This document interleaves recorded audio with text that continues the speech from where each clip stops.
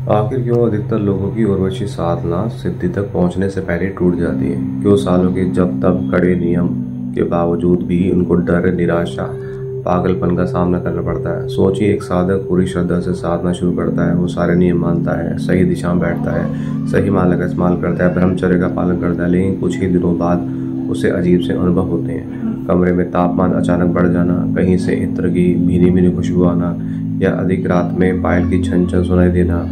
बस साधक डर जाता है, उसका मन भटक जाता है और साधना वहीं रुक जाती है। इसका राज किसी मुश्किल मंत्र या विधि में नहीं, बल्कि एक बहुत ही आम, एक मानवीय गलती में छिपा है।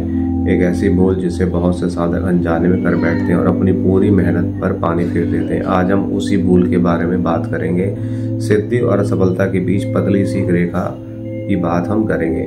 शास्त्रों में गुरुओं के अनुभव और अनगिनत साधकों की कहानियों के गहरे अध्ययन के बाद एक बात बिल्कुल साफ नजर आती है। उर्वशी साधना में असफलता का एक सबसे बड़ा कारण मंत्रों का गलत उच्चारण या सामग्री की कमी नहीं, बल्कि भाव की अशुद्धि है। कई मामलों में साधक का इरादा ही उसकी सबसे बड़ी रुकावट बन जाता है। तो इसे हम कहानी से भी समझ लेते हैं। एक साधक था, उर्वशी साधना वो पक्का करना चाहता था, लेकिन उसने अनुष्ठान भी शुरू कर दिया। 41 दिनों की नियम से उसको साधना करनी थी। रोज वो 21 माला किया करता था। दिन बीतते चले गए और उसको लगा उर्वशी आएगी, कभी न कभी आएगी और उससे मैं कुछ ना कुछ मांगूंगा। तो उसके मन में ज़्यादातर जो है सबसे ज़्यादा भोग की भाव थी, मतलब भोग चाहता था वो। और उसको बाद में डरावने से अनुभव, पायल की आवाज़, कुछ संगीत की आवाज़ ऐसी या सुंदर अप्सरा उसको दिखा करती थी, या कई बार अजीब चेहरे नजर आते थे।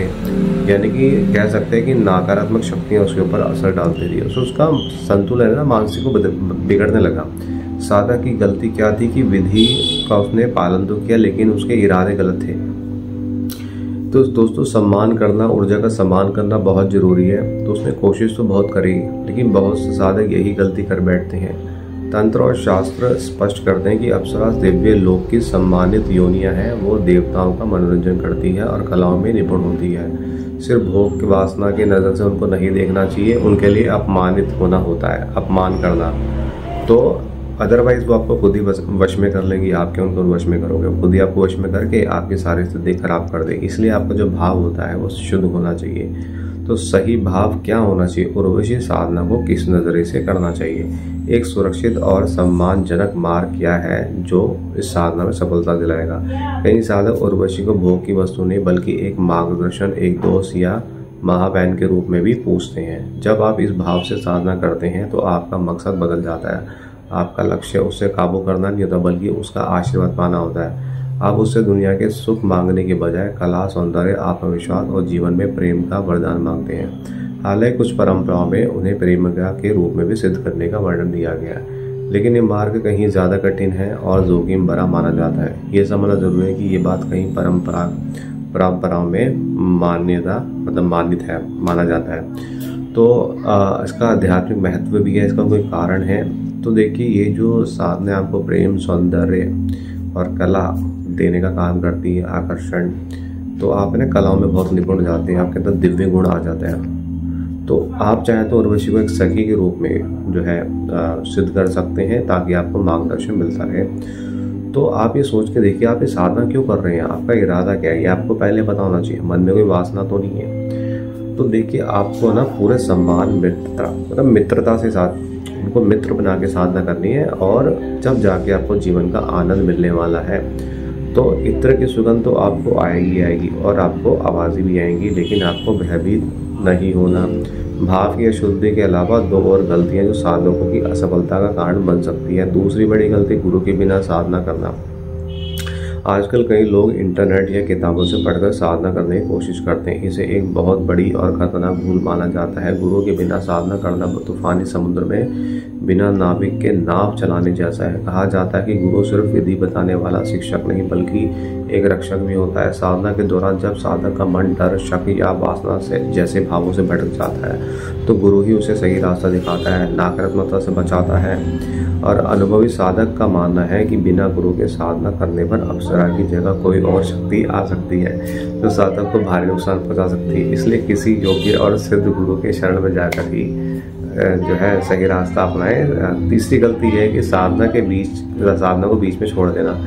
इस गलती को लेकर पारंपरिक मान्यताओं में बहुत गंभीरता से चेताया गया है। साधना शुरू करना एक दिव्य ऊर्जा को अपने घर पर बुलाने जैसा है। आपने संकल्प लिया, आपने मंत्रों से उस शक्ति को पुकारा है। जब अगर आप डर कर ही पीछे हटने लग जाएंगे तो वो शक्ति क्या सोचेगी कि उसकी बेइज्जती की जा रही है, उसका अपमान हो रहा है। तो इस तरह से आपके ऊर्जा का संतुलन बिगड़ जाएगा। वो शक्ति आपसे नाराज हो जाएगी, चली जाएगी और आपके घर में अशांति फैल जाएगी। तो दोस्तों, ये एक प्रकार का डर और जो बेचैनी आपके अंदर आता ना, इसको आपको सामना करना चाहिए। अब देखिए, 41 दिन कुछ छोटी मोटी बात नहीं है। 41 दिन की साधना करने का मतलब है गुरु के साथ बैठकर उनके मार्गदर्शन में साधना करना। दोस्तों, उम्मीद करता हूँ ये गलती आप ना करें, इसलिए आपसे कहा जाता है गुरु दीक्षा लीजिए। ठीक है, मैं जानता हूँ कि ये विषय बहुत गहरा है और आपके मन में कई सवाल होंगे। आपके अनुभव क्या रहे होंगे अगर आपने इसको किया है? आप भी साधना के दौरान ऐसी कोई चुनौतियों का सामना कर चुके हैं और आप क्या इस रास्ते पर चलना चाहते हैं या गुरु का मार्गदर्शन लेना चाहते हैं?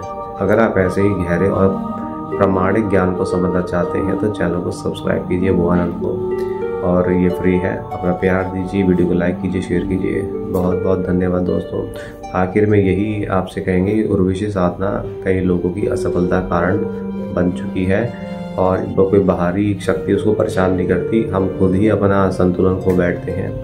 तो हमारी नीयत सही होनी चाहिए। उर्वशी को वो की वस्तु नहीं मानना चाहिए, बल्कि एक दिव्य सखी मार्गदर्शक के रूप में मानना चाहिए। उनका सम्मान करना चाहिए, भक्ति मित्रता के साथ उनके साथ रहना चाहिए। गुरु का हाथ थामे रखना भाई।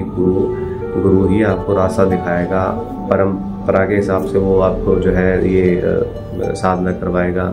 अपने संकल्प को ना तोड़े, संकल्प को पूरा करे, वरना वो शक्ति जो है अपना मानती है और वो आपको छोड़ के चली आएगी परेशान करके। इच्छा पूरी आप कर सकते हैं अपनी, लेकिन आपको सही रास्ते पर सही प्रक्रिया के साथ इसको करना पड़ेगा। और सही जो इंसान सही से इसको कर लेता है साधना को, उसमें आत्मविश्वास, आकर्षण, सारी चीज़ें, ज्ञान, धन अपने आप ही आना शुरू हो जाता है। तो उर्वशी को एक वस्तु मत समझिएगा, एक दिव्य चेतना समझिएगा। साधना कीजिए, फिर चमत्कार देखिए। और वीडियो के बारे में ये कहेंगे, वीडियो को शेयर कीजिए दोस्तों में और अपना प्यार दीजिए। वो आनंद चैनल को सब्सक्राइब कीजिए। धन्यवाद दोस्तों।